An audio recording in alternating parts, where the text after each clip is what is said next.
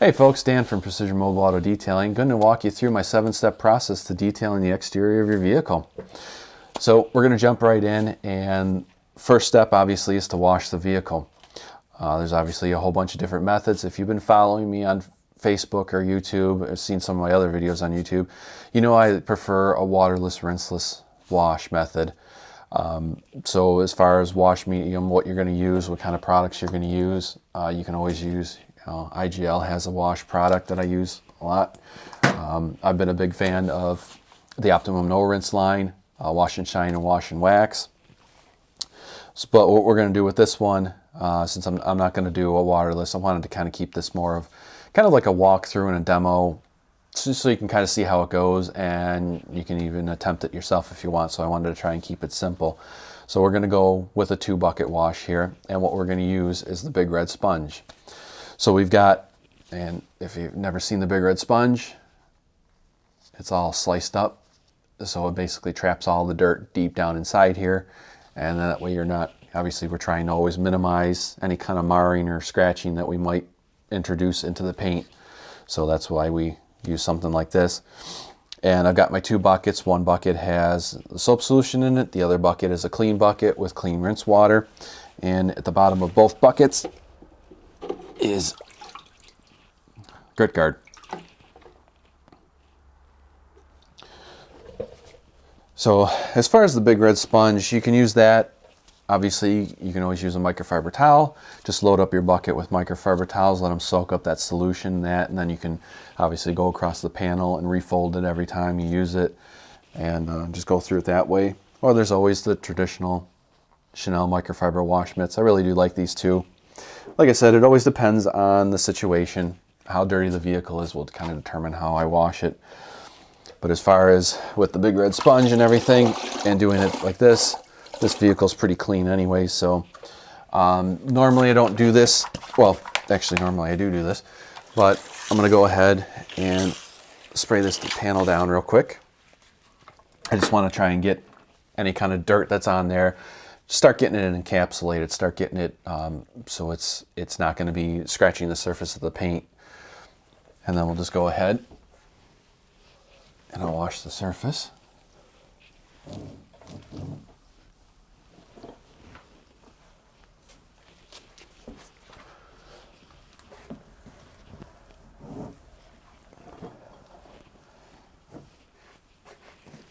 There. And it's washed. So once I've washed it, I'll go ahead and dry it, and then we'll move on to the next step. And I'm not going to bother actually showing you those next couple steps because it doesn't need to be done. This vehicle was recently ceramic coated, so it doesn't need the next couple steps. So what we're going to do next, what I'll end up doing, going and following on to the second step, is I'm going to do a tar removal. So I'm just going to use any kind of tar product you can find. I always use obviously IGL products, and I'm going to remove all the tar off the vehicle. Next step after that, the third step, is going to be getting the iron off the vehicle. And if you have a white vehicle, or you've seen white vehicles with those little orange specks all over them, those are iron deposits. And that's what we're going to be removing, because you don't want that stuff on there. So we'll just use any kind of iron product, iron removal. This is CarPro's Iron X.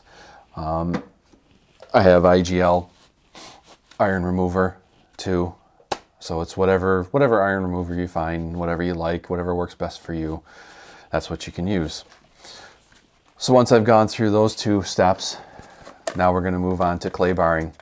And the clay barring is going to get the last of the contaminants off of there, stuff that you can't see, that the washing didn't get off, the tar removal obviously didn't get off, or the iron removal. And if you followed me, you know I'm a fan of the actual clay bars. I have the towels and stuff too, but I always prefer using the actual clay. So once we've done that, once I've gone through that and done those steps, I'm going to go ahead and wash it again. And what I'm trying to do, this is actually kind of like 2 steps in one. But what I'm trying to do is I want to get any kind of residue that's left behind from the tar removal, from the iron removal. I want to get that stuff off the paint, because when we go on to the last process, the last phase, the 7th step, I want whatever is going to be put on there, whether it's a wax, a spray sealant, or even a ceramic coating, I want it sticking to the paint. I don't want it sticking to anything else. And even if I were to polish this and I wipe it down after I'm done polishing it, there's still going to be some polish residue on here. Well, if I went ahead and just threw on a coat of wax or a spray sealant, eventually that polish that's still sitting on there, now you got a barrier between your sealant and the paint. Now that polish is sitting there, and eventually that polish is going to dry up and it's going to deteriorate and it's going to come off the paint. It's going to let go and it's going to take the sealant with it.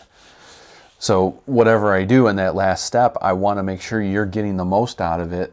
And the only way to do that is to rewash the vehicle again and then go ahead and use IGL Precoat.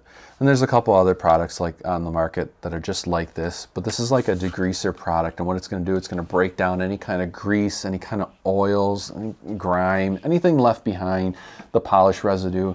It's going to break all that stuff down and get it off the paint. So when I go on to when I'm going on to the last step, step number 7, that stuff's going to stick to the actual paint work.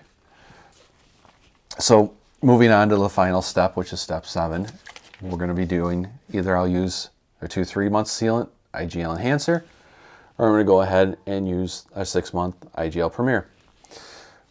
And that's pretty much it. Once those are on there, that's it.